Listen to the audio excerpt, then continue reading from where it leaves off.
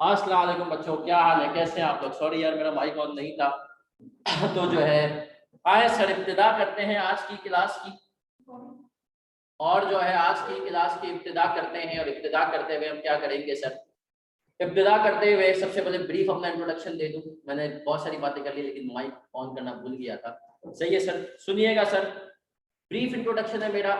Hasan खानानी, qualified CA, Unilever, के electric और पीडब्ल्यूसी का मेरा एक्सपीरियंस है। इन 3 जगहों का एक्सपीरियंस है। उसके अलावा सर टीचिंग पैशन है। टीचिंग माशाल्लाह मोर देन 5 इयर्स हो गए इन सीए टीचिंग। FAR 2 से शुरू किया था, फिर FAR 1 पढ़ाया। उसके अलावा सर कैफ और सब्जेक्ट भी पढ़ाई, मैंने पढ़ा रहा हूँ। और उसके अलावा सर मैं अपना क्या कहते हैं, शुरुआत में मैंने कॉस्टिंग भी पढ़ाया था सर, गिन के में कुछ पोर्शन वगैरह। उसके अलावा सर फिर मैंने खैर कॉस्टिंग को मसरूफियात की वजह छोड़ दिया। उसके अलावा सर FFR भी पढ़ा रहा हूँ। तो अकाउंटिंग के 4 में से जो 4 पेपर है हमारे पास, 3 पेपर्स पढ़ा रहा हूँ सर। पिछली 2 अटेम्प्ट में अल्हम्दुलिल्लाह FAR 2 में मेरे बच्चों के गोल्ड मेडल है। पिछली 2 अटेम्प्ट में FAR 1 में आज से तकरीबन 2.5-3 साल पहले एक मेरिट आ चुका है मेरे स्टूडेंट का। तो सर ये जो है चंद हाइलाइट्स थी। क्विकली जो एक बात आप लोगों को समझानी है वो ये है मेरा बच्चा, के याद रखें, याद रखें। पास और फेल होने वाला जो बच्चा होता है ना, उसमें एक फर्क होता है।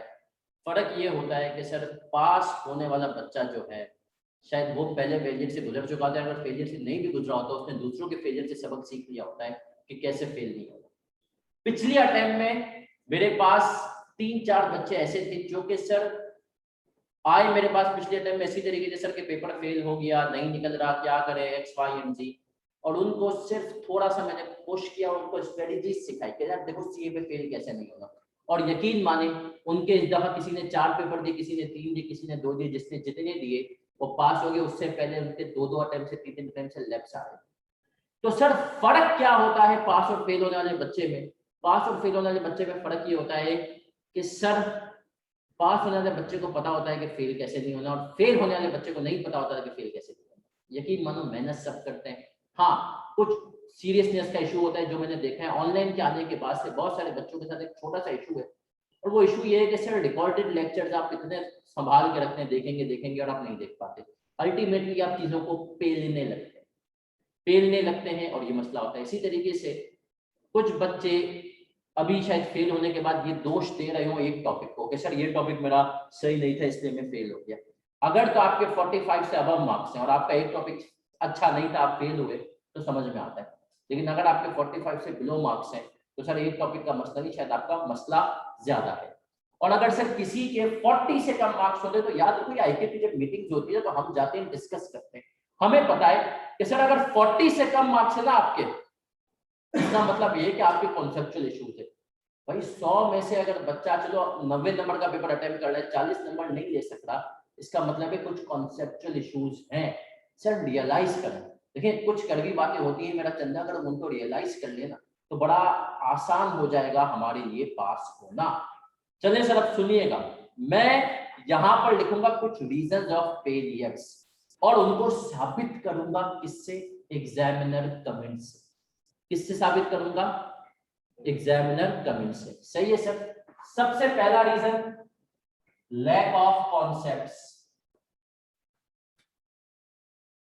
सर प्यारा प्यारा बच्चा कॉन्सेप्ट ही सही से नहीं लेकर के जाता। यकीन माने, पिछली दफा इन्वेस्टमेंट उसमें गवर्नमेंट ग्रांट में आ गया नॉन मॉनेटरी ग्रांट।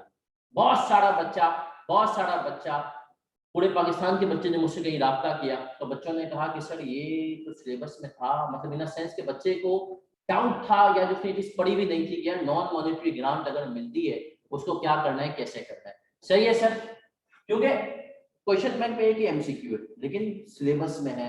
एग्जांपल दी मैंने आपको। सर दूसरा, लैक ऑफ प्रैक्टिस। सर मैं आपको बता दूं सर, मेरा अपना तजुर्बा है। पिछली दफा मैंने तकरीबन 400 नंबर का, हम एक क्विज वीक बनाते हैं आखिरी मंथ के अंदर, 400 नंबर के मैंने क्विजेस लिए। और जिन बच्चों ने उनको सीरियस होकर सारे क्विजेस टाइम पे दिए ना, सर उनका सक्सेस रेशो है माशाल्लाह 90%। 10 में से 9 बच्चे पास हो गए जिन्होंने क्विज़ेस टाइम पे दिए। एक बच्चा जो है ना सर वो पास नहीं हो सका। सही है सर, लेकिन 9 बच्चे पास हुए। सही है सर, तो इसका मतलब क्या है सर, बच्चा एग्जाम स्टैंडर्ड क्वेश्चंस की प्रैक्टिस नहीं करता है, उसके पास टाइम ही नहीं होता कि वो प्रैक्टिस करे सर, और ना टीचर्स सिखाते हैं प्रैक्टिस। यकीन मानो जो बच्चे मिड टर्म और मॉक देने आते हैं ना वो भी पास हो जाते हैं। तो ज्यादातर बच्चे फेल होते हैं ना वो होते हैं जो मॉक नहीं देते। यकीन माने मॉक लिया मैंने FAR2 का, FAR2 का जब मैंने मॉक लिया और 5 बच्चों को मैंने उसमें कह दिया, पिछली दफा की बात कर रहा हूँ, कि तुम 5 को मतलब पेपर से पहले पेपर के बाद पेपर हो गया, तो तुम 5 को आके कुछ भी हो जाएगा ना फेल नहीं हो सकता। वजह उनमें से एक का गोल्ड मेडल था। वजह पता है क्या थी, मैं मॉक बना दूं खतरनाक। उन 5 ने मॉक के बाद फिर नॉर्मल मॉक था। जिस बच्चे ने मॉक को कह दिया ना नॉर्मल मॉक था, तो मुझे उसके बारे में यकीन था कि ये पेपर को क्या करके आएगा, और जिस बच्चे को मॉक मुश्किल लगा उसके ऊपर मैंने एक्स्ट्रा एफर्ट्स किए, वो भी पास हुआ।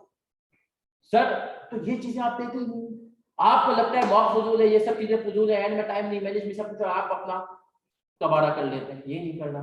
सर आखिरी चीज, ये सब चीजें मैं भी साबित करवाऊंगा।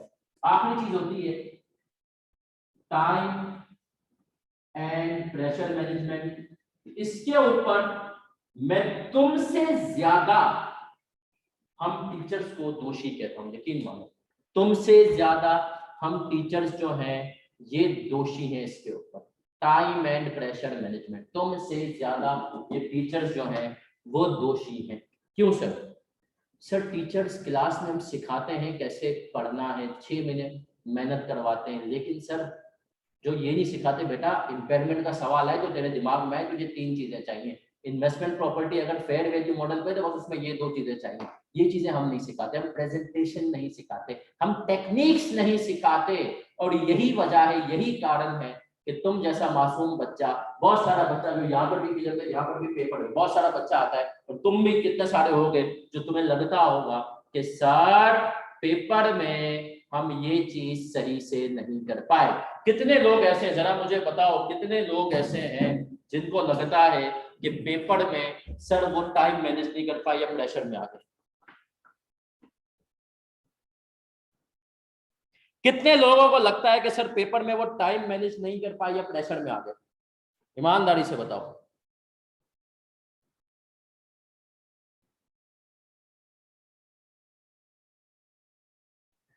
और इनमें से कितने लोग ऐसे हैं जिन्होंने सारे क्विजेस दिए थे और अपना जो है मॉक भी दिया था, सारे क्विज और मॉक दिए थे?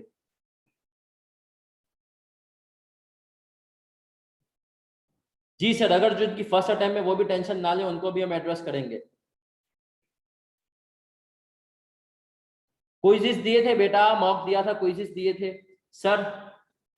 क्विजेस कहीं से भी आपने पढ़ा हो, किसी भी टीचर की चीजें आप लोग अगर सीरियसनेस नहीं लेकर आएंगे ना मेरा बच्चा, तो यकीन माने मसला होगा। यकीन माने सर मसला होगा, है ना सर? तो सर क्या करें उसके लिए, फिर हम क्या करें? तो अभी मैं आपको बताने लगा हूं आप क्या करें, लेकिन उस बताने से पहले मेरा चंदा, प्यारा प्यारा चंदा, मैं आपको एग्जामिनर कमेंट्स दिखाऊंगा। क्योंकि भाई देखें, देखे हुए पे यकीन आता है ना सर हमें। पिछली 3 अटेम्प्ट के एग्जामिनर कमेंट्स में आपके सामने रखूंगा। पिछली 3 अटेम्प्ट्स के एग्जामिनर कमेंट्स आपके सामने रखूंगा बिफोर हम सिलेबस पे मूव करें, बिफोर हम किसी और चीज पर आए। ये मैंने ग्रुप पे भी शेयर किए हुए हैं, सही करवा दिए इकरा के through.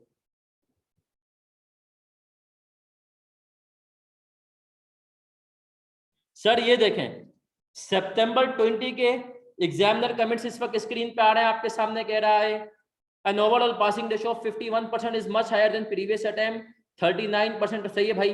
Higher result was mainly due to better than expected performance in question 8 based on newly added areas of syllabus। नए टॉपिक्स आए थे, हल्के थे, which helped many marginal cases। मतलब जो बच्चों को नुक्कड़ से बचा लिया। Highest score in paper was 90, जिसका मेरिट आया था 90 था। पढ़ें 3 अटेम्प्ट में, देखो ये किन 2 टॉपिक के ऊपर खींच रहा है। पिछले अटेम्प्ट के कमेंट्स नहीं है। Performance in question 3 and question 7 was poor. Question 3 IAS 16 का था, based on measurement basis which seem to have been completely overlooked by examinees. IAS 16 में उसको तुमसे शिकायत है, और परफॉर्मेंस इन क्वेश्चन 7 IFRS 15 के अंदर शिकायत है। 3 अटेम्प्ट में देखना IFRS 15 IAS 16 का रोना रो रहा है ये दरिंदा, और हम फिर भी नहीं समझ रहे। फिर कह रहा है although many students perform well, some shortcomings was such as lack of practice. समझ गए सर? तुम्हें पता ही नहीं होता पेपर को लेके कैसे चलना है, आंसर का फॉर्मेट क्या होना चाहिए, ये सीखेंगे क्लास में। पुअर प्रेजेंटेशन, प्रेजेंटेशन अपनी मदद की करते हो सर, बार बार क्लास में बता चुके हैं बेटा, आंसर का फॉर्मेट पहले बना लो फिर आगे बढ़ो, नहीं करते।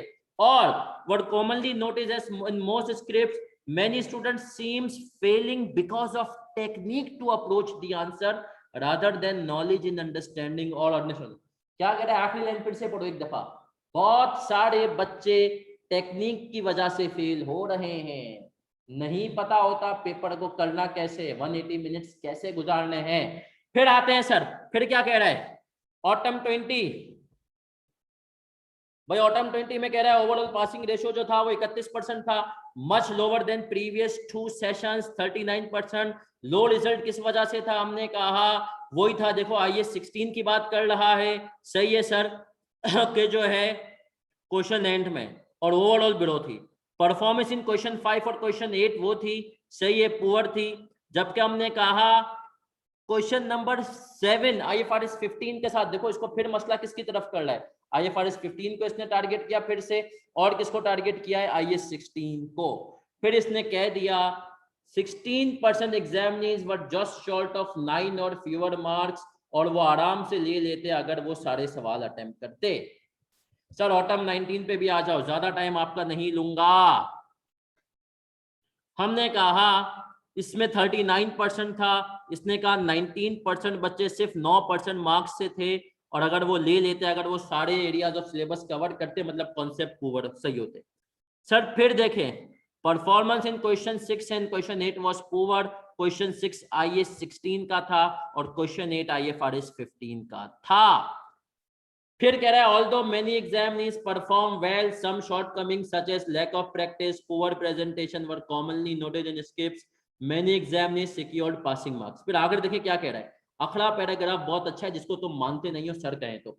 It has been observed that examinees often spend extra time on completing a question, which affect their performance in other questions. Examinees are therefore strongly advised to move to अगला सवाल after they have spent reasonable time on a particular question. This would help them to attempt all questions of the paper. हाय अल्लाह, आप बड़े गौर से सुनना मेरा बच्चा, बहुत ही ज्यादा गौर से सुनना है, समझना है। सर ले दे के वही बातें की, पुअर प्रेजेंटेशन, टेक्निक्स नहीं है, टाइम एंड प्रेशर मैनेजमेंट है, पेपर छूट रहा है तुम्हारा, कॉन्सेप्ट्स पूरे नहीं, ये सारे मसाइल हैं। अब सर इन सारे मसाइल को कैसे कैटर करें, सर ये इंशाल्लाह अब जो हम अगली क्लासेस में जाएंगे उनके अंदर इन मसाइल को कैटर करेंगे। सर ये बिल्कुल रेगुलर बैच की तरह है, बिल्कुल वही बैच है। सर यहाँ से आज की क्लास से IAS 40 हम शुरू करेंगे। टॉपिक्स हो चुके हैं, कौन कौन से सर टॉपिक्स हो चुके हैं। अपने एरिया की मैं बात करूं तो सर मेरे एरिया के दो छोटे छोटे टॉपिक हुए IAS 36 और IAS 20, उनकी आपको मिलेंगी इंशाल्लाह रिकॉर्डिंग्स, सही है, चैप्टर वाइज आपको मिलना इंशाल्लाह शुरू हो चुकी है। उसके अलावा सर उमर काजी का जो है IAS 16 है वो हो चुका है, बस ये टॉपिक्स अभी तक हुए हैं। बाकी टॉपिक्स सर तला का पोर्शन आपका पूरा शुरू से होगा, मेरे IFRS 15 IAS 40 IAS 23 रेशियोज पूरा होगा, कैश फ्लो वगैरह तमाम चीजें पूरी होंगी। सर एक और चीज याद रखिएगा, मैंने अपने गोल्ड मेडलिस्ट बच्चे को अपना असिस्टेंट इस दफा रख लिया है, FR 1 के लिए भी FR 2 के लिए भी। वो मिड टर्म का पेपर चेक करेगा, हर हफ्ते क्विज हमारे होते हुए आ रहे हैं माशाल्लाह, और आगे भी यही चलता रहेगा, और एंड में क्विज वीक बनाएंगे आखिरी के 1 महीने में। लेकिन मैं आपको सच बता दूं बेटा, क्विज के ऊपर या मिड टर्म के ऊपर मैं ऐसी अब शो करूंगा कि जिस बच्चे ने मिड टर्म नहीं दिया, सही है, टाइम देंगे 3-4 दिन 5 दिन 6 दिन, तो उसका फिर हम पोर्टल एक्सेस भी बंद करेंगे, सब करेंगे, सर हमें रिजल्ट अच्छा चाहिए।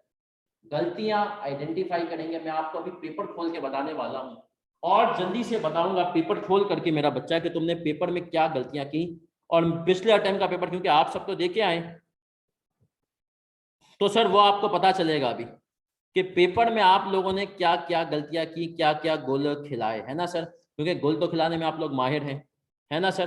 तो आए सर आए, मैं 1 मिनट दे मुझे, मैं ICAP की वेबसाइट पे हम जाते हैं आपके सामने ही, और पिछली अटेम्प्ट का पेपर महाशय हम खोल लेते हैं, क्योंकि सर उसको खोलना भी तो बहुत जरूरी है ना।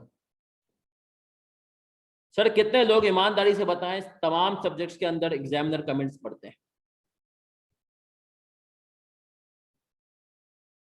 और जो लोग नहीं पढ़ते उनको कितनी तोपों की सलामी? बहुत सारी।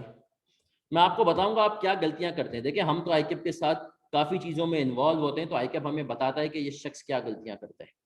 जिन बच्चों की पिछली अटेम्प्ट दे चुके हैं ना, उनको अब अगली चीज बहुत ज्यादा हेल्प करने वाली है। मेरा बच्चा क्या सर, क्या आए पिछली अटेम्प्ट का पेपर आपके सामने है और आपको एक दफा लगेगा कि वक्त ने एक बार फिर दुल्हन बना दिया।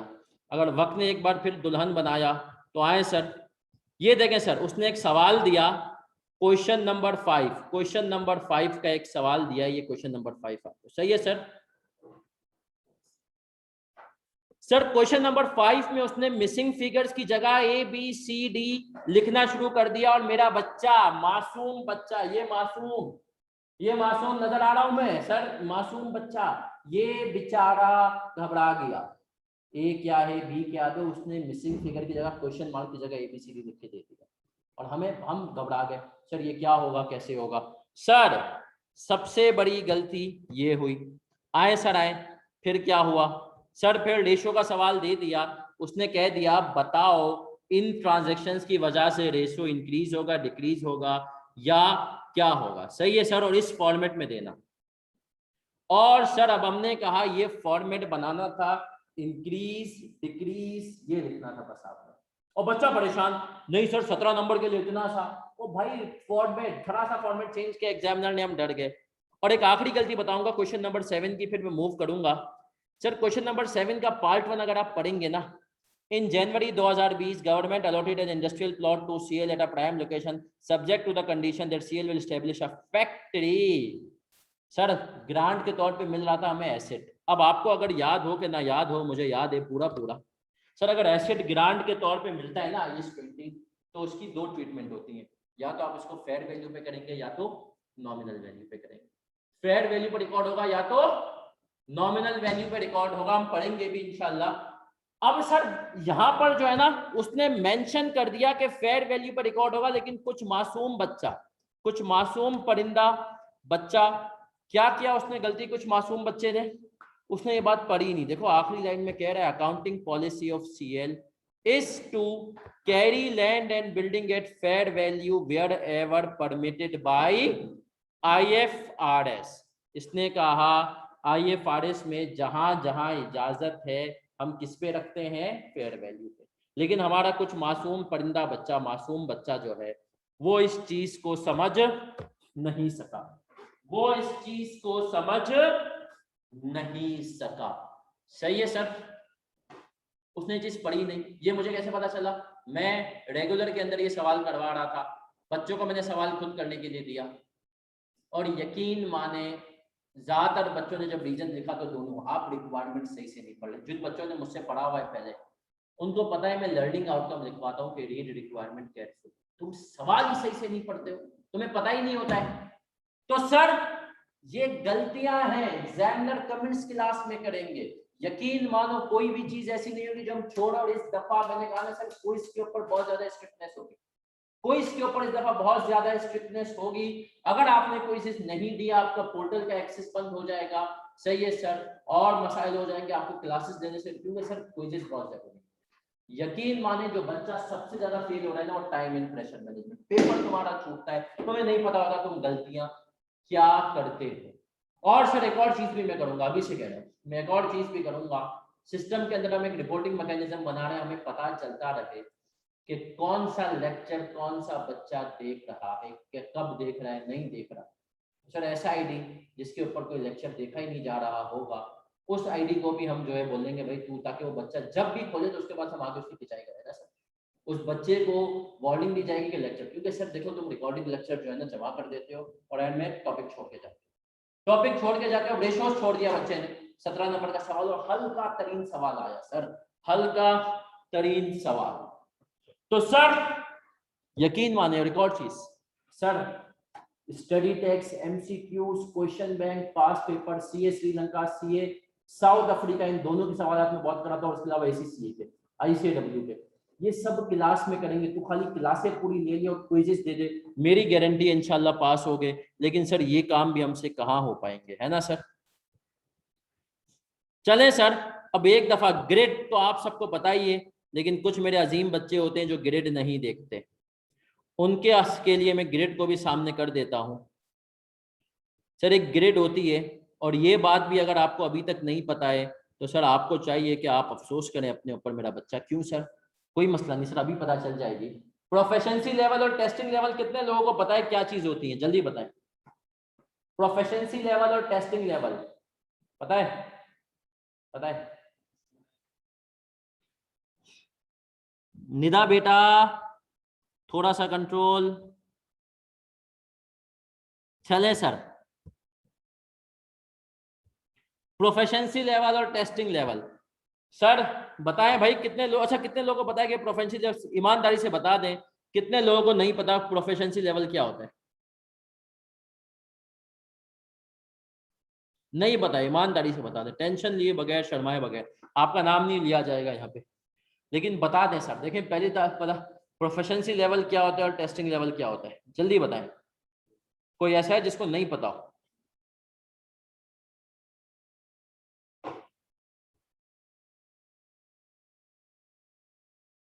चले सर, आए आए सर।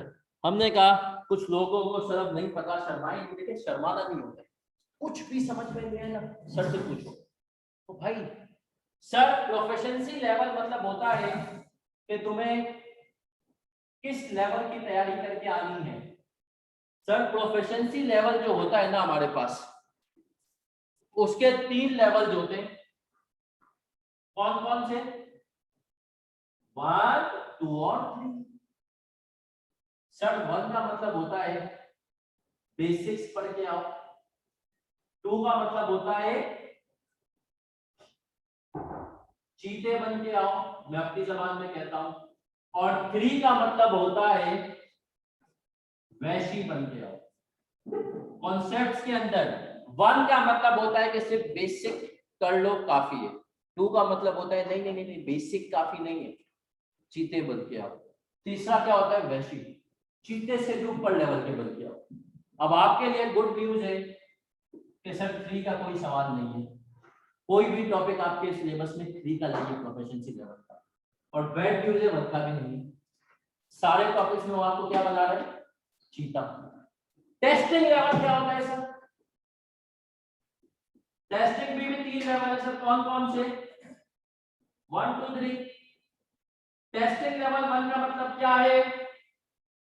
सर टेस्टिंग लेवल 1 का मतलब है मैक्सिमम 8 मार्क्स। 8 मार्क्स से ज्यादा नहीं पूछूंगा, एग्जामिनर ने कसम खाई है। इसका मतलब है मैक्सिमम 20 मार्क्स, इसका मतलब है मैक्सिमम 20। अब टेस्टिंग लेवल 3 भी तुम्हारे किसी भी कोई भी टॉपिक तुम्हारा टेस्टिंग लेवल 3 का नहीं है सर। इसका मतलब ये है ये 2 लेवल से बिल्कुल है। अब आपको पता होना, अब आपको पता होना चाहिए। मैं सच बताऊं, एक टॉपिक के ऊपर मुझे बहुत ज्यादा गुस्सा आता है, कुछ अपने दोस्तों के ऊपर। मेरे कुछ दोस्त हैं, बहुत अच्छे दोस्त हैं, और वो जो दोस्त हैं वो IS 23 एग्जामिनर ने कह दिए 8 मार्क्स से ज्यादा का नहीं पूछूंगा, और उसमें वो बच्चों को FAR2 के 22 मार्क्स वाले सवाल कराता मैं भी हूं, लेकिन टुकड़ों में एक साथ। उसके अंदर मेरे कुछ दोस्त और जो है कुछ बच्चे भी। सर IS 23 में जितना टाइम लगाते हैं ना, अनफॉर्चुनेटली उसका आधा टाइम लगाते हैं IFRS 15 पे, और अल्टीमेटली क्या होता है? पेपर IFRS 15 में 20 मार्क्स पूछ सकते हैं, 23 में 8 मार्क्स से ज्यादा नहीं पूछेगा, और मैक्सिमम 5 मार्क्स से पूछा है इसने पिछली अटेम्प्ट में। तो सर ये है, और उसने ग्रेड बना दिए, इसने बना दिए सर ग्रेड। अब आप देखें मेरा बच्चा, ये देखें, ये मैंने आपके सामने ग्रेड खोल के रखी हुई है। ऑनलाइन वाले बच्चों आपको नजर आ रही होगी ग्रेड, और जो फिजिकल में कुछ बच्चे बैठे हुए हैं उनको भी मिल जाएगी। सर अगर आप गौर से देखें ना, मेरा प्यारा प्यारा बच्चा, इसने कहा, बच्चे बोले सर आपका हमेशा गैस कैसे लग जाता है? भाई मैं ग्रेड के हिसाब से पेपर बता देता हूँ। इसने कहा हुआ है 3 टॉपिक्स हैं, changes in equity, cash flow और रेशोज, मिला के पूछूंगा 20 से 30 नंबर के, 20 से 30 नंबर के। और पिछले अटेम्प्ट में मिलाकर इसने पूछे हैं 29 नंबर के ग्रिड के अंदर। आपको पता होना चाहिए ये 3 में से 2 लाजमी पढ़ेंगे। मेरा अभी से मुझसे सुन लो, रेशोज, कैश फ्लोज और चेंजेस इन इक्विटी। इस दफा कैश फ्लो के ऊपर बड़ा सवाल आने के चांसेस ज्यादा हैं, क्योंकि पिछली दफा रेशोज के ऊपर बड़ा सवाल आ गया। चेंजेस इन इक्विटी लेवल 1 का टॉपिक है, नजर भी आ रहा है तुम्हें इसके अंदर, देखो टेस्टिंग लेवल 1, 8 नंबर से ज्यादा उसमें सवाल नहीं देगा, और पिछली दफा 8 नंबर का ही पूछा है। तो इसका मतलब क्या है सर, चेंजेस इन इक्विटी का छोटा सवाल ही आएगा, बड़ा सवाल या तो रेशोज पे आएगा या तो कैश फ्लो के ऊपर चांसेस है। लेकिन ऐसा भी कर सकता है कि चेंजेस इन इक्विटी को वो 1-2 नंबर का कर दे और रेशोज के ऊपर 6 नंबर का सवाल पूछे। लेकिन इन 3 में से 2 टॉपिक पक्के हैं। मुझे बताओ, बच्चा अगर रेशोज और कैश फ्लो छोड़ के चला जाए तो वो कम से कम अपने 18-20 नंबर छोड़ दे पेपर में। तो ये तुम्हें पता हो। दूसरा ग्रेड का एरिया देखें, जिसको पूरा सर तलहा कराएंगे, कैश फ्लो, उसके अंदर थोड़ी सिंगल एंट्री आता है, एनपीओ आता है, और उसके अंदर कॉस्टिंग वाला पोर्शन आता है। तीनों का टेस्टिंग लेवल 2 है। उसने कहा 25 से 35 नंबर का पूछूंगा, और पिछली दफा देखो मैंने लिखा हुआ भी है, टेस्टेड इन मार्च 21, कितना था, 26 नंबर, 26 नंबर उसने मार्च 21 में पूछे, ग्रिड के अंदर ले रहा है या एक हमसे पूछता है, मुझे बताओ। और इसके बाद जो आखिरी एरिया है उसके अंदर अगर आप देखें, टेस्टिंग लेवल 1 के अंदर उसने चैप्टर 1 किया है थ्योरी का। इसी तरीके से IS 20 चैप्टर नंबर वो है 8 नंबर का है, बोरिंग कॉस्ट 8 नंबर वाला है, इंपेयरमेंट 8 नंबर का है, और इन्वेस्टमेंट प्रॉपर्टी 8 नंबर का है, और सबको वो फॉलो कर रहा है। उसने IS 20 6 नंबर का पूछा, बोरिंग कॉस्ट 5 नंबर का पूछा पिछली दफा, इन्वेस्टमेंट प्रॉपर्टी 5 नंबर का पूछा। तो सर ये बेसिकली है ग्रिड है। उसके बाद स्टडी टेक्स की अहमियत है। स्टडी टेक्स की अहमियत के लिए कैफ जर्नल एग्जाम गाइडेंस वाला आपके पास ये पर्चा मौजूद है। इसको मैं आप पढ़िएगा गौर से। मैं इसको आपको हल्का सा एक वो कर देता हूं बिफोर हम मूव करें अपने टॉपिक IS 40 की तरफ। आप लोगों को हल्का सा सर बता दूं कि सर सुनिएगा कि सर स्टडी टेक्स की अहमियत होगी हर पेपर के लिए, सिर्फ FR2 के लिए और FR1 के लिए नहीं बता रहा सर। उसने कहा एक टॉपिक सिलेबस में है, क्या कहा उसने, सिलेबस में है, स्टडी टेक्स में अगर उसका जिक्र नहीं है तो मैं नहीं पूछूंगा। सिलेबस में एक चीज है, स्टडी टेक्स में उसका जिक्र नहीं है तो मैं नहीं पूछूंगा। उसका मतलब है स्टडी टेक्स कितनी इंपॉर्टेंट हो गई। दूसरी चीज उसने कहा एक टॉपिक सिलेबस में नहीं है, स्टडी टेक्स्ट में है तो भी नहीं पूछूंगा।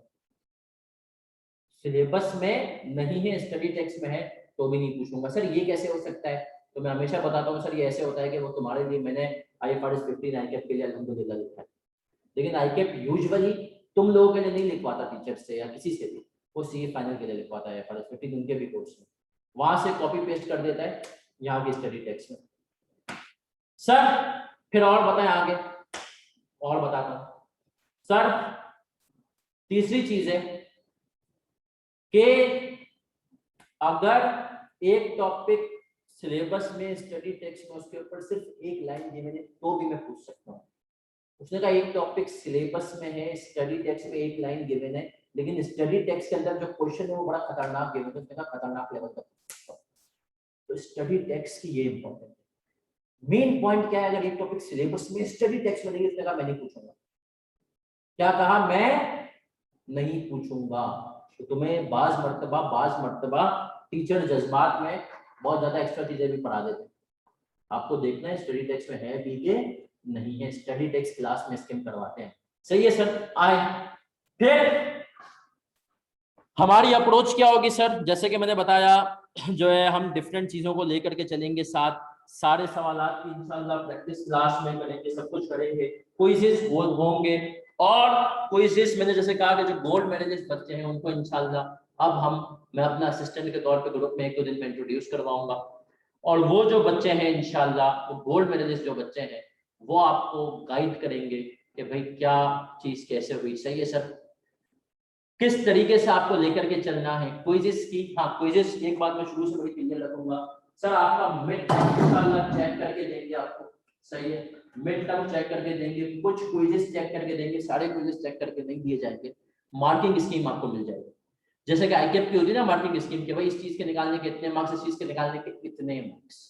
लेकिन मिड टर्म आपको मिलेगा कि आप क्या गलतियां कर रहे हैं। मिड टर्म कब होंगे सर? मिड टर्म एक्सपेक्टेड है जून के सेकेंड वीक के अंदर, सेकेंड या थर्ड वीक के अंदर। जो टॉपिक्स हो चुके हैं वो पोस्ट रिजल्ट बैच वाले बच्चे कैसे कवर करेंगे वो बता दिया जाएगा आपको कि इंशाल्लाह उनको आपको कैसे कवर करना है, क्विकली कौन सा पहले लेकर जाना है कौन सा नहीं। पोर्टल पे भी हमने FR2 में तो माशाल्लाह कर दिया, चैप्टर वाइज कर दिया। FR1 में भी पोर्टल बिल्कुल चैप्टर वाइज हो जाएगा, उसी में आपको सारे हैंडआउट्स वगैरह भी मिल जाएंगे। सर अब बढ़ेंगे आगे, और याद रखो मेरा बच्चा, एक एक टॉपिक को ऐसे समझना है और पढ़ना है कि पेपर में एग्जामिनर जैसा भी सवाल दे देना तुम मुस्कुराते हुए निकालो। यकीन मानो क्लास में सीखना है पास कैसे होता है। ये जो एरिया है ना सर, क्लास में मेहनत करनी है। अभी एग्जामिनर कमेंट से साबित किया, वो भी यही कह रहा है, lack of practice, over presentation, technique नहीं है आंसर को अटेम्प्ट करने की, ये तमाम चीजें क्या है सर। थोड़ा सा फॉर्मेट वो कहता है मैं घुमाता हूँ इसकी दुनिया बदल जाती है, ऐसे नहीं करता। चले सर अब आगे बढ़ेंगे, आगे बढ़ेंगे और अब हम आएंगे सर अपने पहले टॉपिक की तरफ। सर टाइम टेबल फिक्स होता है हमारा, टाइम टेबल फिक्स है, हम 3 टीचर्स हैं, जितने भी आईएसएस हैं, जितने भी आईएसएस हैं वो मैं करवाऊंगा, सिवाय IAS 16 के जो सर उमर गाजी करवाते हैं। सारे आईएसएस उसके अलावा मैं करवाऊंगा 36, 20, 40, 23 IFRS 15, और इसके अलावा मैं रेशियोज करवाऊंगा। उमर गाजी करवाते हैं IAS 16 सर। उसके अलावा सर उमर गाजी करवाएंगे चेंजेस इन इक्विटी और वो करवाएंगे आपको cash flow. Sir Talha Shahid करवाएंगे सिंगल एंट्री, वो करवाएंगे एनपी और वो करवाएंगे आपको कॉस्टिंग। सही है सर, ये 3 टॉपिक तलाश शाहिद, 3 टॉपिक उमर गाजी और 6 टॉपिक मैं आपको इंशाल्लाह जो है कवर करवाऊंगा। तो sir let's begin IAS 40 investment property. देखो सिर्फ IAS को ये नहीं करना होता कि हम IAS पढ़ें, IAS के आने का ना बैकग्राउंड भी हमें पता हो कि भाई एक नई स्टैंडर्ड आया, एक नया स्टैंडर्ड आया तो उसको पीछे लाने का मकसद क्या था, है ना सर। हर चीज के पीछे आने का एक बैकग्राउंड होता है। अभी तुम लोग CA में क्यों आए? क्यों आए CA में? पैसे कमाने, पैसे कमाने, यस और नो? बताओ भाई, बताओ भाई। सर देखो हमेशा एक बार सच्चे बनना है तो क्या, हाँ भाई हाँ, मेन मकसद ही यही है ना। पैसे कमाने, नौकरी अच्छी तो छोकरी अच्छी, है ना सर। सब चीजें तो मतलब एक आपका दिमाग है, हर आदमी का होता है अपना अच्छा फ्यूचर, सही है। तो इस CA में एक होता है सिंपल अल्फाज में, क्या घर के हालात, नियत अच्छी से कर लो अभी से। अक्सर मतलब आप लेकिन नियत अच्छी करो कि इंशाल्लाह मैं CA क्वालिफाई करके अपने माँ बाप को हज पे भेजूंगा, मुल्क से सूदी निजाम खत्म करने के लिए इंशाल्लाह एफर्ट्स और कोशिश करूंगा। और क्या नियत होगी भाई तुम्हारी, और क्या नियत होगी तुम्हारी कि सर जो वो रिश्तेदार या वो आसपास के लोग जो चीजें अफोर्ड नहीं करते उनके लिए मैं कुछ करूंगा। यकीन मानो अगर आपने ये 3 नियतें कर ली तो तुमने जितना भी टाइम CA में लगाया ना सब इबादत है। इंशाल्लाह ये सब कयामत वाले दिन तुम्हारे जो है नामा अमाल में डाल दिया जाएगा कि इस बच्चे ने ये इबादत की है। CA में अगर तुम्हारी नियत हो, लेकिन सर नियत हो तो वाकई में करने का इरादा भी हो, सही है सर। तो इंशाल्लाह ये चीजें, तो अब CA के भी आने का भी एक मकसद है। तो सर इन्वेस्टमेंट प्रॉपर्टी IAS 40 भैया ये क्यों निकाला? सर स्टैंडर्ड निकालता कौन है? IAS board, IAS board. Sir ये IAS बोर्ड कौन है? ये एक अलग बोर्ड है, सही है। क्या काम होता है इसकी, जिंदगी का मकसद क्या होता है? IAS निकालता है, क्यों निकालता है? कंपनीज को मसले आते हैं। सर IAS और IFRS में क्या फर्क है? कोई फर्क नहीं है। पिछले जमाने में जिस चीज को IAS कहा जाता था आज उसको क्या कहा जाता है? IFRS। किसी जमाने में इनको लगता था हम अकाउंटिंग सिखाते हैं, इन्होंने नाम रखा इंटरनेशनल अकाउंटिंग स्टैंडर्ड। जमाना बदला, इनको लगा यार हम सिर्फ अकाउंटिंग थोड़ी सिखाते हैं, हम तो फाइनेंशियल रिपोर्टिंग भी सिखाते हैं, रिपोर्टिंग भी बताते हैं, तो नाम रख दिया इंटरनेशनल फाइनेंशियल रिपोर्टिंग स्टैंडर्ड। सही है सर। सर IAS 40 का आपको टेस्टिंग लेवल भी पता हो, प्रोफिशिएंसी लेवल भी। टेस्टिंग लेवल 1 है, मतलब कितने नंबर का सवाल पूछेगा? 8 मार्क्स मैक्सिमम, 2 का भी पूछ सकता है, 5 का भी। पिछली दफा 5 मार्क्स से पूछा है। प्रोफिशिएंसी लेवल क्या है? 2 का मतलब क्या है?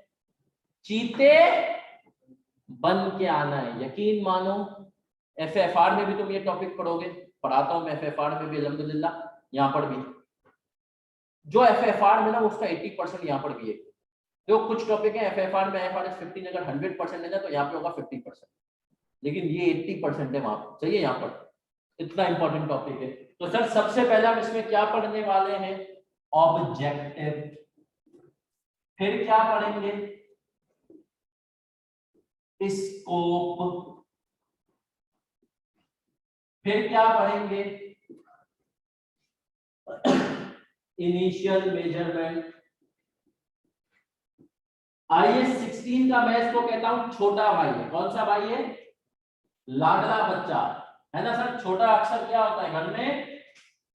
लाडला। तुम में से कितने ऐसे हैं जो छोटे भी हैं और लाडले भी नहीं है? कोई ऐसा?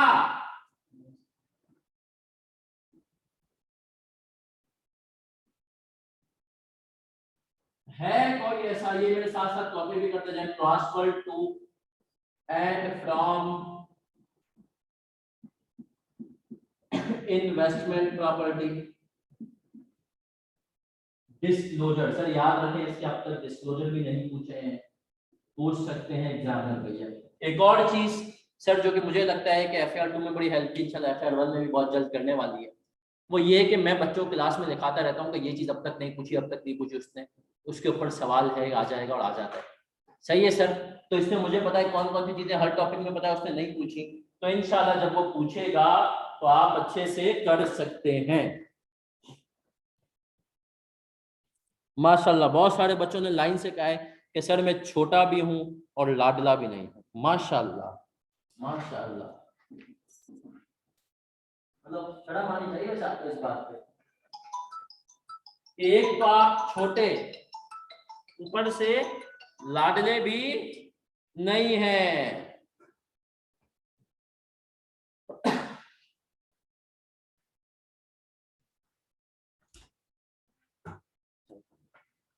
पानी।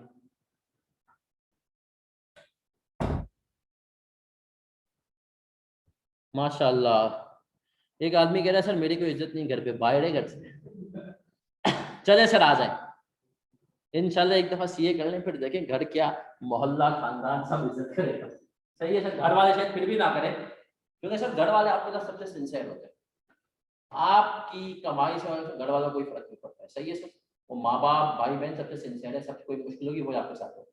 हाँ बाकी लोगों की नजर में आपकी जो है ना इज्जत यहाँ से यहाँ पड़ जाएगी। और पर्सनल तजुर्बा है भाई, पर्सनल तजुर्बा है। आप जब मेरा सीए का एक पेपर बाकी था ना, और यकीन मानो मैं जब शादियों में जाता था, मैं अपने खानदान का पहला सीए मतलब होने वाला था उस टाइम पे, मैं अब शादियों में जाता था ना, मुझे कभी कभी लगता था कि यार दूल्हे से ज्यादा इज्जत मुझे मिल रही है। मतलब मैं सच बता रहा हूँ, वो मकाम आपको मिलने शुरू हो जाएगा जब आप इंशाल्लाह आपका एक आध पेपर रहता होगा, आप शादियों में जाएंगे तो आपको वीआईपी ट्रीटमेंट मिलेगा। सही है सर। सच बता रहा हूँ, मतलब वो अंकल जो कभी आपको मुंह लगाना पसंद नहीं करते थे कि इससे कौन बात करे, वो आपको भाई भाई करके बात करेंगे। सही है सर। तो सब चीजें आए सर, इसका ऑब्जेक्टिव पढ़ते हैं। ऑब्जेक्टिव क्या है, ये आईएएस वजूद में क्यों आया? Sir property plant and equipment की डेफिनेशन तो आपको याद है ना, अभी अभी तो पढ़ा है sir. Property plant and equipment क्या होता है? क्या होता है प्रॉपर्टी प्लांट एंड इक्विपमेंट? जल्दी बताओ।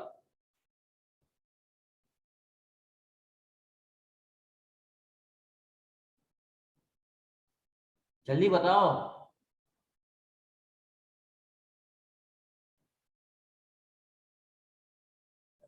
याद है क्या होता है property plant and equipment? Definition तुक्का लगा दो, गूगल नहीं करना। हाँ और एसेट हेल्ड फॉर यूज, ये लिखेंगे ना इंटेंजिबल। सर देखें प्रॉपर्टी प्लांट एंड इक्विपमेंट की डेफिनेशन क्या होती है, मैं पढ़ के बताता हूँ, आपको लिखी भी मिल जाएगी। Property plant and equipments are tangible assets held for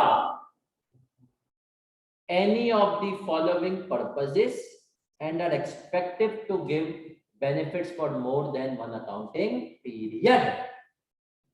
वो एसेट्स टेंजिबल जिनको देख और छू सकते हैं, 1 साल से ज्यादा बेनिफिट देंगे, और इन 4 पर्पस के लिए, और 4 पर्पस उसने डिफाइन किया। पहला पर्पस क्या था उसने कहा पहला पर्पस ये है कि हम उसको यूज करेंगे प्रोडक्शन के लिए, दूसरा एडमिनिस्ट्रेशन के लिए, तीसरा सेलिंग एंड डिस्ट्रीब्यूशन, चौथा रेंटल। इसलिए ये 4 पर्पसेस के लिए क्या यूज होंगे, जो उनको क्या कहेंगे, प्रॉपर्टी प्लांट एंड। अब आपने कहा ठीक है बढ़िया हो गया। अब एक कंपनी मेमन सेठ की आपको टकराई, अब आप क्वालिफाइड अकाउंटेंट, आपने IAS 16 पढ़ा हुआ है, उस मेमन सेठ ने कहा कि बेटा तू सीए, आपने कहा मैंने सीए कर लिया सर, सपोज कर लिया, और आपने IAS 40 नहीं पढ़ा है। बोला देख यार, ये मैंने क्या नाम, मेरी कंपनी और कंपनी के नाम पे मैंने फ्लैट लिया है बादरा का, 2 करोड़ का लिया है, और मेरा पर्पज खाली पड़ा हुआ है अभी फ्लैट, और मेरा पर्पज यही है इसको 2 साल के बाद जब ये 3 करोड़ का होगा तो क्या करूंगा, बेच दूंगा। अब इसकी अकाउंटिंग ट्रीटमेंट क्या करें। अब आप गए IAS 16 में, आपने देखा प्रॉपर्टी प्लांट एंड इक्विपमेंट की डेफिनेशन, आपने कहा ये प्रोडक्शन तो कुछ हो नहीं रही, फ्लैट कुछ बना तो आ रही है, ना एडमिन पर्पस के लिए यूज हो रहा है, ना सेलिंग एंड डिस्ट्रीब्यूशन के लिए यूज हो रहा है। आपने कहा यार ये रेंटल के लिए भी यूज नहीं हो रहा, तो ये क्या करेंगे इसको। अब IAS 16 तो इसके बारे में क्या है, खामोश। इसने कहा भाई मैं तो उसी एसेट को डील करूंगा जो ये 4 पर्पसेस के लिए, क्योंकि वही प्रॉपर्टी प्लांट एंड इक्विपमेंट है। अब आप परेशान हैं, तो आपकी परेशानी दूर करने के लिए IAS 40 ने कहा भाई हाजिर है। और जब ये भाई हाजिर है तो भाई ने कहा मैं हूं ही उसी प्रॉपर्टी के लिए, मैं हूं ही उसी प्रॉपर्टी के लिए जिसका मकसद आपका कैपिटल एप्रिसिएशन हो, और लॉन्ग टर्म के लिए आप चाहते हो कि इसके ऊपर आप रखें, कैपिटल एप्रिसिएशन कमाए, वैल्यू में इजाफा हो, और जब तक फ्लैट खाली पड़े आप चाहें तो उसको किराए पर भी दे दें। तो सर याद रखिएगा, ऑब्जेक्टिव क्या था कि अगर कंपनी को ऐसा फ्लैट, ऐसी प्लॉट रखना हो जिसकी वैल्यू में इजाफा हो, तो कंपनी क्या करे। IAS 16 ने हाथ खड़े कर लिए, उसने कहा मुझे नहीं पता। तो किसको है पता, IAS। तो IAS 40 का सर सबसे इंपॉर्टेंट आ गया स्कोप। IAS 40 ने कहा कि भैया उनको डील कौन करेगा, मैं करूंगा। IAS 40 ने कहा उनको डील कौन करेगा, मैं करूंगा। तो IAS 40 के स्कोप में क्या शामिल है, लैंड प्लस बिल्डिंग। किस पर्पस के लिए रखी हो, हेल्प फॉर कैपिटल एप्रिसिएशन और रेंटल और बोथ। हमने कहा, इसने कहा भैया वो बिल्डिंग शामिल है और वो लैंड शामिल है जो कैपिटल एप्रिसिएशन और रेंटल के लिए रखी हुई हो, या दोनों के लिए रखी हुई हो। ठीक है सर। तो हमने कहा सर मैं आपको बताऊंगा, अब एक अजीज का सवाल आया, अजीज बड़ा अजीज है हमें, पानी तो ला दिया सर। सर अजीज का सवाल आया सर, रेंटल तो उसमें भी होता है 16 में भी, अब सुनना सर, यहां पर सिर्फ लैंड और बिल्डिंग की बात करते हैं। तुमने प्लांट ले लिया, तुमने गाड़ी ले ली और तुमने कहा उसको मैं रेंटा कार पे चला रहा हूँ, वो IAS 16 कवर करेगा। तुमने प्लांट लिया, किस पे चला रहे हो, किराए पे, वो कौन कवर करेगा। तुमने जमीन ली, किराए पर दे दी, वो कौन कवर करेगा, IAS।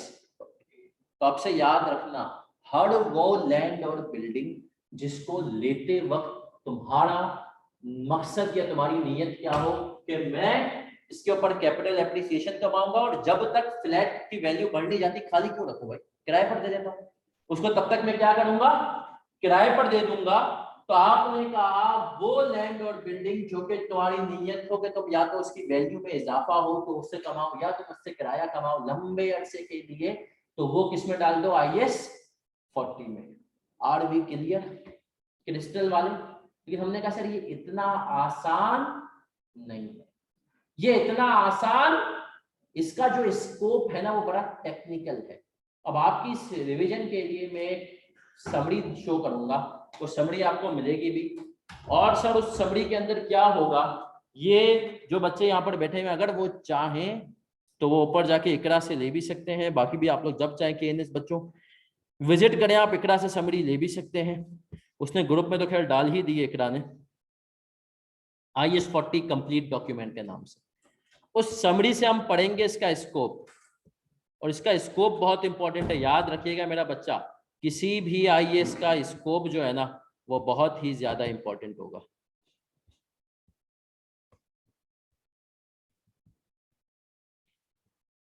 सर आ जाएं, समरी आपको स्क्रीनों पे नजर आ रही है अभी। प्रॉपर्टी लैंड और बिल्डिंग और पार्ट ऑफ बिल्डिंग और both land held by the owner और by the lessee under a finance lease. Sir ये by the lessee under finance को अभी आप इग्नोर करें, इसी तरीके से इग्नोर करें जैसे जिंदगी में लोगों ने आपको किया है।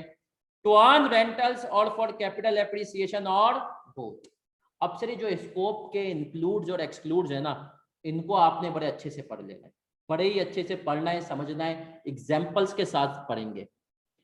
पहली चीज इसने रखी है लैंड, इसके अंदर क्या क्या चीजें शामिल है, स्कोप इंक्लूड क्या क्या, land held for long term capital appreciation, वो जमीन शामिल है। तुमने एक प्लॉट ऑफ लैंड लिया, तुमने अक्सर सुना होगा फलाने बंदे का प्लॉट है, तुम्हारे अब्बा का शायद कोई प्लॉट हो कि इस जगह पे अब्बा ने प्लॉट लेके रखा हुआ है, वो अगर प्लॉट रखा हुआ है अब्बा ने लेकर रखा हुआ है तो वो किसमें कवर हो रहा है, IAS 40 में।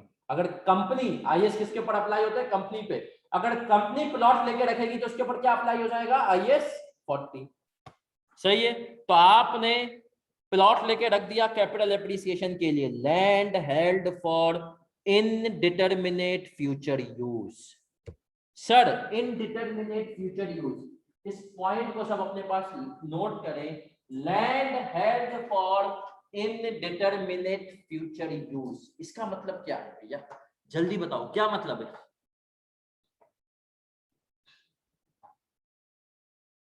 सर जिंदगी में ना हम कभी कंफ्यूज होते हैं, आप भी कंफ्यूज होते हैं, मैं भी ना। कितने लोग भाई जिंदगी में कंफ्यूज चलते हैं, उनको पता नहीं होता कि आगे क्या करना। कितने लोग रात के 3 बजे सोचते हैं अपने फ्यूचर के बारे में, है ना, उनको यकीन नहीं आ रहा होता कि कहाँ आ गया कहाँ था, है ना। इंटर का में शाइनिंग स्टार, है ना सर, आप में से भी कितने लोग ऐसे होंगे, है ना सर, बिल्कुल सर। तो सर यहाँ पर यही होता है, कंपनी भी बाज़ मर्तबा कंफ्यूज होती है। कंपनी ने कहा जमीन सस्ती मिल रही है लेकर रख लो, लेकिन कंपनी को अभी नहीं पता कि इस लैंड पर हम अगर अपनी फैक्ट्री बनाएंगे या इसको कुछ टाइम बाद पैसे बढ़ेंगे तो बेच देंगे, पैसे बढ़ेंगे बेच देंगे, कैपिटल एप्रिसिएशन, फैक्ट्री बनाएंगे IAS 16 के हिसाब से प्रोडक्शन में यूज होगी। अब कंपनी ने ऐसी जमीन ली जिसके बारे में अभी कंपनी क्या है, कंफ्यूज है, क्या है, कंफ्यूज है। तो उस जमीन को भी IAS ने कहा, इजाजत दी IAS 40 ने, तुम इन्वेस्टमेंट प्रॉपर्टी क्लासिफाई कर सकते हो। सर क्योंकि जमीन मैंने ली, उस जमीन को मैं कैपिटल एप्रिसिएशन रेंटल के लिए भी रख सकता हूं, या उस जमीन को मैं फैक्ट्री भी अपनी बना सकता हूं। अगर मैं उस जमीन के ऊपर अपनी फैक्ट्री बना रहा हूं तो वो लैंड आएगी IAS 16 के अंदर, लेकिन अगर उस जमीन के ऊपर अपनी फैक्ट्री नहीं बना रहा, मैं सिर्फ उसकी वैल्यू में इजाफे का इंतजार कर रहा हूं, वो किसमें आ जाएगी, कैपिटल एप्रिसिएशन के लिए। तुमने अपनी जमीन ली है, तुमने सोचा नहीं क्या करोगे इसके बारे में, IAS 40 ने कहा भाई हाजिर है, तुम उस जमीन को जिसके बारे में अभी तुम इनडिसाइसिव हो उसको किसमें क्लासिफाई कर दो, IAS 40। सही है सर, तो ये पॉइंट अब एग्जामिनर की शरारत सुनो, अपना CA का तो नहीं, किसी अकाउंटिंग बॉडी का एग्जामिनर ये शरारत कर चुका है। सर क्या शरारत की उसने, शरारत की उसने कहा building held for indeterminate future use can be classified as investment property. फिर रिपीट करता हूं, building held for indeterminate future use can be classified as investment property. Yes और नो, ट्रू या फॉल्स? कितने लोग कह रहे हैं ट्रू और कितने लोग कह रहे हैं फॉल्स?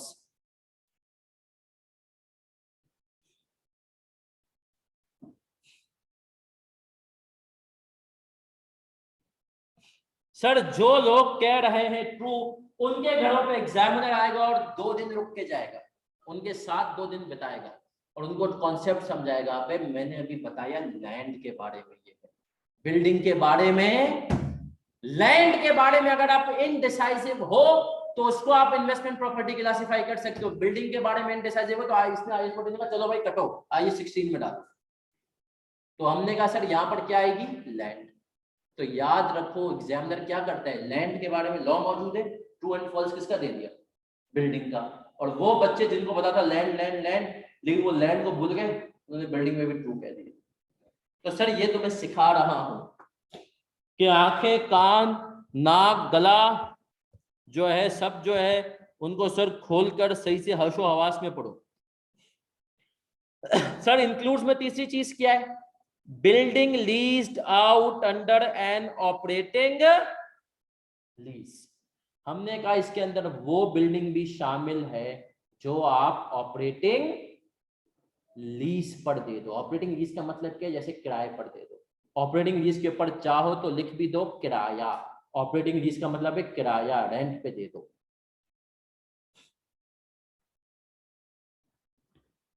फिर कह रहा है वैकेंट बिल्डिंग। कौन सी building, vacant. Vacant building held to be leased out under an operating lease. भाई एक तो बिल्डिंग मैंने किराए पर दे दी, वो तो इन्वेस्टमेंट प्रॉपर्टी में आ गई। एक बिल्डिंग अभी मैंने किराए पर दी नहीं है, लेकिन ढूंढ रहा हूं किराएदार को, वो भी किस में आ जाएगी, इन्वेस्टमेंट प्रॉपर्टी में। फिर आ रहा है property being constructed developed for future use as investment. वो प्रॉपर्टी जो कि अभी आप कंस्ट्रक्ट कर रहे हैं, डेवलप कर रहे हैं फ्यूचर यूज में, कि आपका नियत ये कि उस प्रॉपर्टी को मैं बनाकर इन्वेस्टमेंट प्रॉपर्टी के तौर पे यूज करूंगा, किसी को किराए पर दूंगा, उसकी वैल्यू में इजाफा हुआ तो बेच दूंगा, वो भी आ जाएगी। तो याद रखना 5। एक और चलो थ्योरी की टिप तो मैं बताऊं सर। थ्योरी के जो पर्चे होते हैं ना, थ्योरी के जो पर्चे होते हैं उनमें भी मैं बच्चों को हमेशा यही कहता हूँ, जब जब मैंने थ्योरी पढ़ाया है मैं हमेशा यही कहता हूँ कि देखो थ्योरी के अंदर जो है ना, अपने आप को यूं ही किया करो नंबर्स में। और ये प्रैक्टिकल एग्जांपल्स के थ्रू कोशिश करता हूँ। मैं जब यहाँ से केएनएस से घर जाता हूँ तो घर में पूछता हूँ भाई कुछ चाहिए, घर वाले कहते हैं दूध चाहिए, दही चाहिए, अंडे चाहिए, डबल रोटी चाहिए, धनिया चाहिए, पुदीना चाहिए। मैं कहता हूँ यार मुझे टोटल बता दो कितनी चीजें चाहिए, बोलते हैं 7 चीजें चाहिए। कितनी चीजें चाहिए? अब जब 7 का फिगर दिमाग में बैठ जाता है ना, तो मुझे खुद ब खुद रिकॉल हो जाता है अगर मैं कोई चीज भूल भी रहा होता हूँ, दूध दही अंडे वगैरह। तो तुम पेपर में भी ये क्या करो, मैं बच्चों को थ्योरी को यूज 5 बातें हैं। कितनी बातें हैं? 5 बातें हैं। जो बच्चे टेक्स्ट पढ़ रहे हैं, टेक्स्ट में कितनी वेज में वो इनकम एग्जाम्प्ट होगी, फॉर इन शॉर्ट 5 वे में हो जाएगी। इंक्लूड इन्वेस्टमेंट प्रॉपर्टी के स्कोप में इंक्लूड में कितनी बातें? 5 बातें। वो लैंड जो कैपिटल एप्रिसिएशन के लिए रखी हुई है लॉन्ग टर्म, वो लैंड जिसका यूज डिटरमाइन नहीं है, वो बिल्डिंग जो कि किराए पर दी हुई है, वो बिल्डिंग जो कि किराएदार ढूंढ रहा हूं, और वो प्रॉपर्टी जो कि मैं इस नीयत से बना रहा हूं कि इन्वेस्टमेंट प्रॉपर्टी के तौर पे यूज करूं। सर ये तो था इसके स्कोप इंक्लूजन्स। क्या यहां तक हम सब क्लियर है? सर अगर क्लियर है तो आप मैसेज में लिखेंगे सीसी, और सीसी का मतलब है क्रिस्टल क्लियर।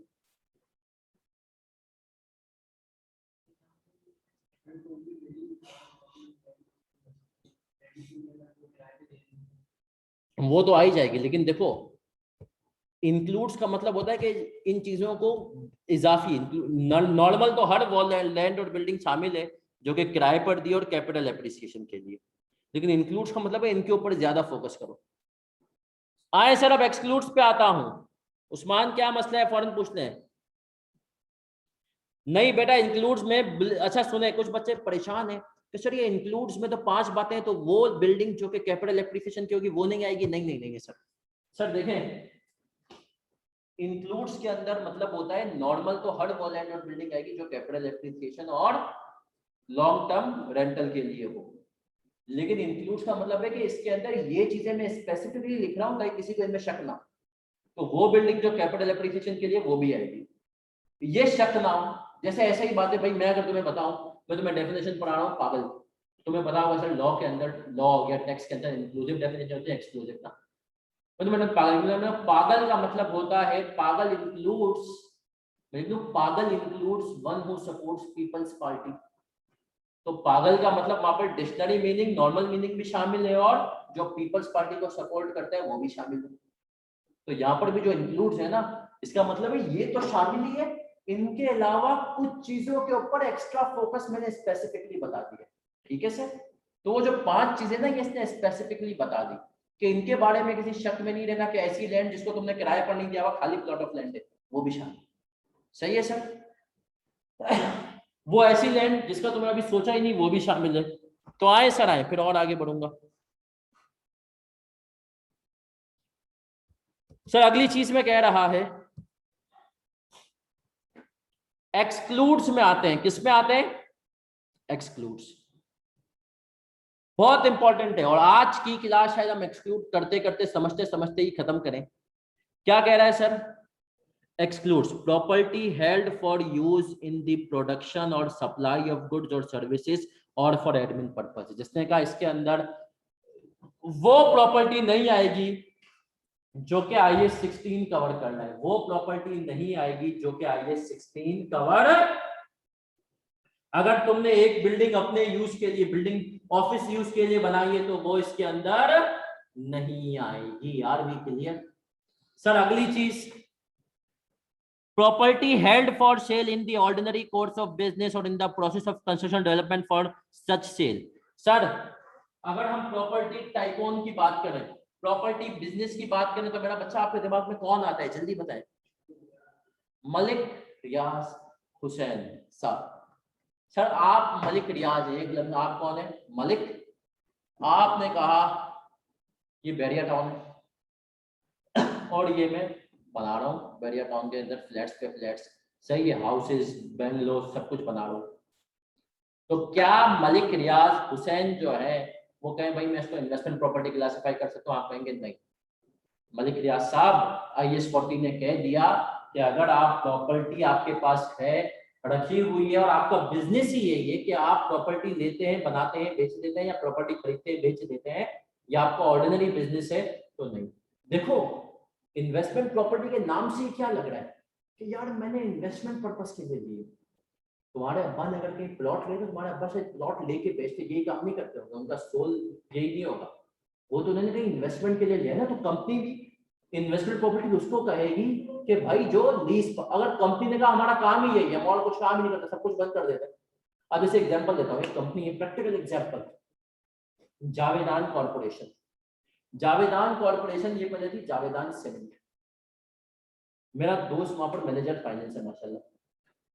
अब ये क्या करती थी, पहले सीमेंट बनाती थी। उन्होंने जब देखा मलिक रियाज को, ये वो इसके इनके जो ऑनर है वो आरिफ हबीब साहब, बहुत बड़े बिजनेस टाइकून है। उन्होंने कहा ये कहाँ सीमेंट बेच रहे हैं, हम पागल हैं। मलिक रियाज को देखो कहाँ से कहाँ पहुंच गया, वेस्पा से कहाँ पहुंच गए। उन्होंने कहा, उन्होंने जावेदान सीमेंट को हटाया, नाम कॉर्पोरेशन कर दिया। तो क्या कर दिया? कॉर्पोरेशन। और उन्होंने लॉन्च कर दिया नया नाजमाबाद। याद है ना भी पिछली बारिश में बड़ा उसका वो बात है, नया नाजमाबाद। तो नया नाजमाबाद किसका है? जावेदान कॉर्पोरेशन का। अब सर उनका ऑर्डिनरी बिजनेस क्या है? घर बनाना बेचना, घर बनाना बेचना। वो IAS 40 अप्लाई नहीं कर सकते नया नाजमाबाद के ऊपर। वो क्या अप्लाई करेंगे? IAS 2। घर अब उनकी क्या है? इन्वेंट्री है। हाँ अगर यूनिलीवर नया नाजमाबाद में 2 घर ले ले इस नियत से कि पैसे में इजाफा और बेच देंगे, तो यूनिलीवर उसके ऊपर क्या अप्लाई करेगा? IAS 40। समझे सर? तो अगर मेरा धंधा ही ये है कि मैं प्रॉपर्टी का ही काम कर रहा हूं, तो वो मेरे लिए इन्वेस्टमेंट प्रॉपर्टी नहीं, वो मेरे लिए क्या है? आए सर आए, फिर मजीद आगे बढ़ूंगा।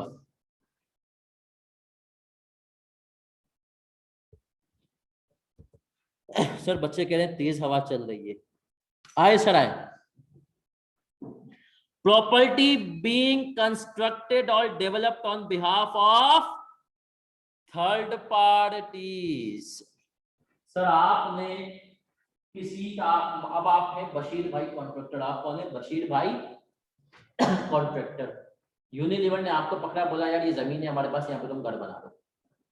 अब बशीर भाई कॉन्ट्रैक्टर अगर किसी के लिए घर बना रहे हैं तो बशीर भाई भी उसको अपने पर ये इन्वेस्टमेंट प्रॉपर्टी उसको नहीं कह सकते, वो बशीर भाई की प्रॉपर्टी नहीं है, उसके ऊपर IFRS 15 अप्लाई होगा। अगला पॉइंट बहुत इंपॉर्टेंट है,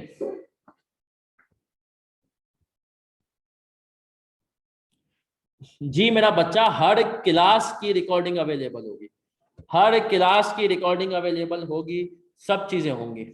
आए सर आए। फिर आ रहा है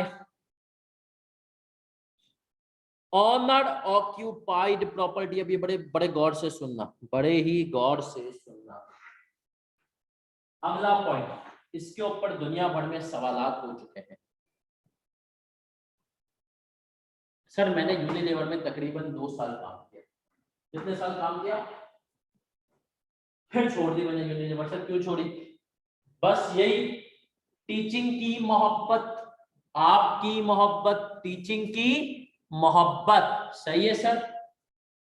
आपका सारा जो घरों पे बैठी हुई ना कराची वाली जगह, सर आंधी आ गई है ना सर। जिंदगी में आंधी आई पड़ी उसका नहीं पता है पड़वा है ना सर। और ये आंधी आ गई। आए आए आए सर, मैं बात कर रहा हूँ यूनिलीवर की। कितने लोग चाहते हैं कि वो यूनिलीवर में नौकरी करे, जॉब करे? नौकरी बड़ा अच्छा, जॉब करे। है कोई जो चाहता है यूनिलीवर में जॉब करो? माशाल्लाह माशाल्लाह। वाह, जोक दर जोक कह रही है यस सर, हम चाहते हैं, हम चाहते हैं, हम चाहते हैं। वाह, मैं जॉब करके छोड़ के आया, फिर बताऊंगा क्यों। तो सर अब सुनना भाई, उसने मेरा कहते तुम लोगों ने, तुमने मुझे आईएएस पढ़ाना सिखाना, गहराई में घुसना। सर जब उसने ऊपर वाले पॉइंट में, उसने जब ऊपर वाले पॉइंट में कह दिया, क्या कह दिया, property held for use in production और सप्लाई ऑफ गुड्स और सर्विसेज और एडमिनिस्ट्रेटिव पर्पसेस, तो आईएएस 16 को कवर कर दिया। तो फिर उसने ऑनर ऑक्यूपाइड प्रॉपर्टी को अलग क्यों किया? ऑनर ऑक्यूपाइड प्रॉपर्टी को अलग क्यों किया? अब सुनना, इसको मैं आपको समझाऊंगा एक प्रैक्टिकल एग्जांपल से। सर हम बात करते हैं यूनिलीवर, मेरी ज्यादातर एग्जांपल मेरा बच्चा यूनिलीवर से रिलेटेड होती है। वजह ये है कि उस ऑर्गेनाइजेशन में, वैसे तो मैंने 4 साल 3 साल लगाए पीडब्ल्यूसी में, 2 साल लगाए यूनिलीवर में, 2 साल लगाए, 1 साल लगाया के इलेक्ट्रिक में, 3 साल लगाए ये अपना पैकेजेस ग्रुप। बट फिर भी यूनिलीवर बड़ी चहीती है मेरी, बहुत इसको मैंने घुस के देखा है। तो आए सर, एक तो यूनिलीवर का हमने कहा, लाहौर की अगर मैं बात करूं भैया, लाहौर कराची चलो सबकी, लाहौर में इनका फूड फैक्ट्री है, कराची है हेड ऑफिस है, खानेवाल है और रहीम यार खान, इन चारों जगह पे इनकी फैक्ट्री है। लेकिन सर अगर मैं बात करूं, जब मैं यूनिलीवर में था ना, तो मैं लाहौर फूड फैक्ट्री को देखता था। रहता कराची में था, लेकिन हफ्ते में 8-10 दिन में, महीने में सॉरी 8-10 दिन महीने में मैं लाहौर होता था। तो Lahore was like my second home. Doctors hospital के पास हम लोग वहां रुकते थे। अब सर यूनिलीवर के जो है ना, वहां पर थे गेस्ट हाउस। अच्छा मैं तो परमानेंटली लाहौर शिफ्ट नहीं हुआ था, मैं परमानेंटली लाहौर शिफ्ट, तो मैं तो यूनिलीवर के गेस्ट हाउस में रुका हुआ था। यूनिलीवर उस गेस्ट हाउस का मुझसे 1 रुपया किराया नहीं लेता था। मैं फ्री में उनके गेस्ट हाउस में रुकता था। डिनर भी बड़ा कोई आला किस्म का होता था, वो कोई शेफ रखा हुआ था। सही है, शेफ रखा हुआ था। और सर आपको पता है, मतलब हम नॉर्मल लोग क्या करते, तुम दही कहाँ से लेते हो? कहाँ से लेते हो दही? मोहल्ले की दुकान से। अब वहां पे नेस्ले की दही चलती थी और बेतहाशा, मतलब हम जितने भी कराची वाले अवाम जाते थे वो बोलते थे भाई आपकी जो नेस्ले की दही का हमारा स्टॉक आउट हो जाता है। सही है, हमें जाहिर सी बात है कराची में तो दही भी अजीब सी मिल रही होती है। हमने कहा खैर, अब मुझे खाना पीना सब कुछ, मैं यूनिलीवर के गेस्ट हाउस में रुका हुआ। सर जो यूनिलीवर का गेस्ट हाउस था, एक गेस्ट हाउस था जिसमें मेहमान रुकते थे मेरे जैसे 8 दिन 10 दिन 6 दिन। वो जो गेस्ट हाउस था सर, उस गेस्ट हाउस को हम क्या कहेंगे? टेम्परेरी स्टे वाला जो गेस्ट हाउस था, टेम्परेरी स्टे, उसको हम कहेंगे ऑनर ऑक्यूपाइड प्रॉपर्टी। हम बड़े गौर से सुनना मेरा प्यारा प्यारा बच्चा। सर देखिए, 2 तरह की प्रॉपर्टी की हमने बात की। एक तो जो कि बिजनेस में यूज हो रही है, प्रोडक्शन रेंटल, ये बिजनेस में ऐसा यूज नहीं हो रहा है। ये तो हमने जब काम वाम कर लिया 6 बजे के बाद हम यहाँ पर जाकर रुक रहे थे गेस्ट हाउस, तो जिसने यहाँ पर लिखा है ना ऑनर ऑक्यूपाइड प्रॉपर्टी, तो उसका मतलब ही वो प्रॉपर्टी है जो बिजनेस में डायरेक्टली तो यूज नहीं हो रही, ना आपका वहां पे हेड ऑफिस है ना फैक्ट्री है, लेकिन वहां पर आपके स्टाफ के कुछ लोग टेम्पररी बेसिस पर रुके हैं। सही है, तो ऑनर ऑक्यूपाइड प्रॉपर्टी समझ में आया। अब इसमें जरा लाता हूँ ट्विस्ट, ये समझना, ये चीजें दिमाग में इसलिए डाल रहा हूँ क्योंकि एग्जामिनर हर अटेम्प्ट के साथ खतरनाक होता चाहता है। सर यूनिलीवर ने एक खवातीन को एक फैसिलिटी दी, किसको फैसिलिटी दी हुई थी? खवातीन को। और क्या फैसिलिटी दी हुई थी? सर यूनिलीवर ने खवातीन को ये फैसिलिटी दी हुई थी कि खवातीन, कौन सी तीन? खवातीन, आपको अगर हम कराची से उठा के लाहौर परमानेंटली शिफ्ट कर देते, नॉर्मली वो कर भी देते थे लाहौर से कराची, आप यूनिलीवर, आप कहाँ अलग से कोई अपने लिए घर ढूंढेंगे? मर्द होगा तो तुम तो जाओ अपना घर अलग ढूंढो, तुम हमको नहीं चाहिए हो, सही है। लेकिन खवातीन को कहा आप अपना घर अलग से कहाँ ढूंढेंगे? आपको मसला होगा घर ढूंढने में, तमाम फैसिलिटीज में। आप खातून ने, आप एक काम ये करें, आप महीने का 23,000 रुपए का रेंटल यूनिलीवर को दें। 23,000 रुपए का क्या दें? रेंट दें यूनिलीवर को, और आप यूनिलीवर के लाहौर के गेस्ट हाउस में रहें। अब आपकी जॉब लाहौर में, अगर यूनिलीवर ने पोस्टिंग कर दी आपकी कराची से उठा के लाहौर में, आपसे महीने के 23,000 रुपए रहेंगे लेंगे और आपको एक कमरा मिल जाएगा, उस एक कमरे में आप क्या करें? रहें। अब मुझे बताएं कि सर वो वाला गेस्ट हाउस यूनिलीवर का जो कि गेस्ट हाउस है, बिल्डिंग में आ रहा है, वो अपने एम्प्लॉय को दिया और अपने एम्प्लॉय से ही रेंट भी चार्ज कर रहे हैं, क्या वो वाला गेस्ट हाउस IAS 40 में आएगा या IAS 16 में आएगा?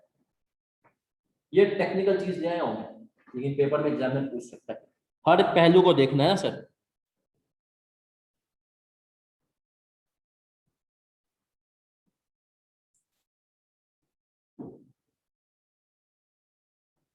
सर देखिए, दो गेस्ट हाउस है, एक गेस्ट हाउस में मेरे जैसे लोग जाते थे 8-10 दिन के लिए, वो आ जाते थे, वो तो हमने कहा IAS 40 में आएगा। लेकिन सर एक ऐसा गेस्ट हाउस, ऐसा गेस्ट हाउस जो के हमने कहा हमारे पास आ गया यहाँ पर, तो उसको हम क्या करेंगे सर, जल्दी बताएं। तो जिसके अंदर हम परमानेंटली रह रहे हैं, मतलब एक एम्प्लॉय परमानेंटली स्टे कर रहा है किराया लेकर, एम्प्लॉय से किराया पे, वो IAS 40 में आएगा 16 में। हाँ भाई 40 16। बच्चे एक के बाद एक बच्चा कह रहा है सर 16 16 16 16, लेकिन मेरा प्यारा प्यारा बच्चा, मैं आपको कहूंगा कि सर ये वाला गेस्ट हाउस आएगा किसमें? 40। किसमें आएगा? IAS ने कहा देखो भाई, ये भी ऑनर ऑक्यूपाइड ही करवाएगा। वजह क्या है?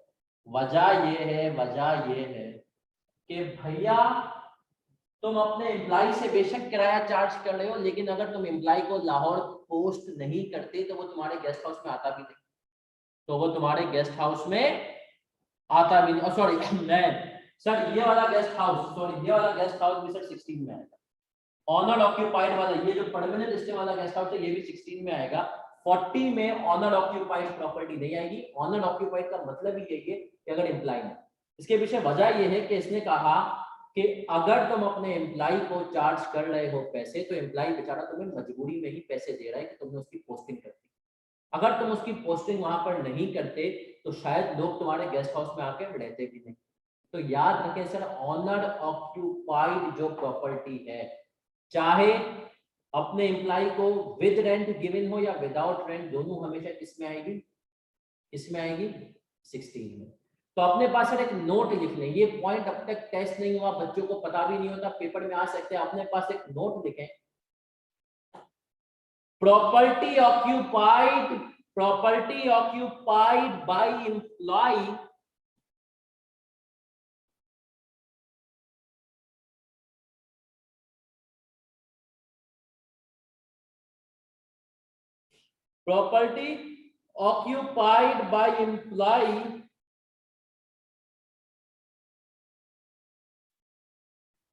of organization,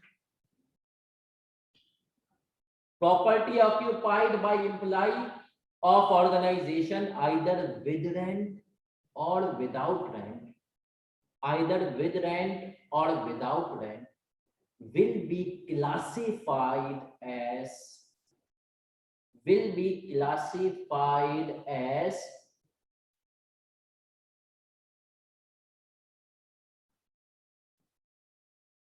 PPE, property, plant and equipment.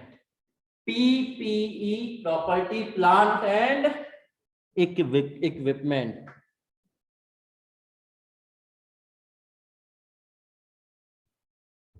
सही है सर। तो याद रखें ऑनर ऑक्यूपाइड का मतलब समझ में आया कि अगर एम्प्लॉय भी यूज कर रहा है, मालिक खुद जाके रह रहा है, तो वो भी किस में आ जाएगी, इसमें। और सर आते हैं property leased out to another entity under a finance.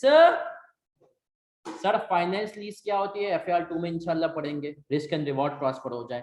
लेकिन अगर हमने किसी को फाइनेंस लीज के अंदर भी प्रॉपर्टी को दे दिया है, तो हमने कहा कि सर वो भी इसके अंदर नहीं आएगा। तो सर इसके स्कोप एक्सक्लूजन्स बहुत इंपॉर्टेंट है। जिस तरीके से इंक्लूजन्स में 5 बातें थी, एक्सक्लूजन्स में भी कितनी बातें, 5। पहली बात, वो प्रॉपर्टी नहीं आएगी जो कि बिजनेस में यूज हो रही हो। दूसरी बात, वो प्रॉपर्टी नहीं आएगी जिसका आप, अगर आपका काम ही है कि आप प्रॉपर्टी बना बना के बेचते हो, तो आपकी प्रॉपर्टी भी नहीं आएगी। तीसरी, अगर आप किसी और के लिए प्रॉपर्टी बना रहे हो एज पर IFRS 15, तो वो भी नहीं आएगी। चौथी बात क्या है, हमने कहा सर चौथी बात है कि हमने कहा ऑनर ऑक्यूपाइड प्रॉपर्टी, अगर आपके एम्प्लॉइज ने प्रॉपर्टी को ऑक्यूपाई किया हुआ है आपने, तो वो भी नहीं आएगी। और पांचवी बात क्या है, हमने कहा वो प्रॉपर्टी जो कि आपने किसी को फाइनेंस लीज पर दी हुई है, वो भी नहीं आएगी। फाइनेंस लीज क्या होता है, जिसके अंदर मालकाना हुकूक दे दिए जाए, और ये अभी हमारे सिलेबस में नहीं है। तो सर इन्वेस्टमेंट प्रॉपर्टी की जरूरत क्यों पेश आई, क्योंकि IAS 16 कहता था ऐसी प्रॉपर्टी जिसको आपने वैल्यू बढ़ने के लिए रखा हुआ है, जिसको हम कहते हैं कैपिटल एसेट, उसको मैं डील नहीं करता। तो हमने कहा कौन डील करता है, हमने कहा IAS 40 डील करता है। सर फिर जब ये IAS 40 डील करता है, तो हमने कहा IAS 40 ने कहा कि भैया कुछ चीजों के ऊपर मैं खास बता दूं, ये चीजें आएंगी मेरे स्कोप में। उसमें उसने बताया वो लैंड जो बेशक किराए पे ना दो, लेकिन लॉन्ग टर्म कैपिटल एप्रिसिएशन के लिए रखो, वो आएगी। उसने कहा वो लैंड जिसके बारे में अभी तुम कंफ्यूज हो कि क्या कर रहे हैं, वो भी आएगी। और क्या चीज आएगी, इसके अलावा उसने कहा कि सर उसने कहा बिल्डिंग आएगी जिसको तुमने ऑपरेटिंग लीज पे दिया हुआ है, किराए पर दिया हुआ है, वो बिल्डिंग जो भी खाली पड़ी है, तुम किराएदार ढूंढ रहे हो, वो भी इसके अंदर आएगी। और वो बिल्डिंग या लैंड जो तुम अभी बना रहे हो कि इसको तुम फ्यूचर में इन्वेस्टमेंट प्रॉपर्टी के तौर पर यूज करो, वो भी आएगी।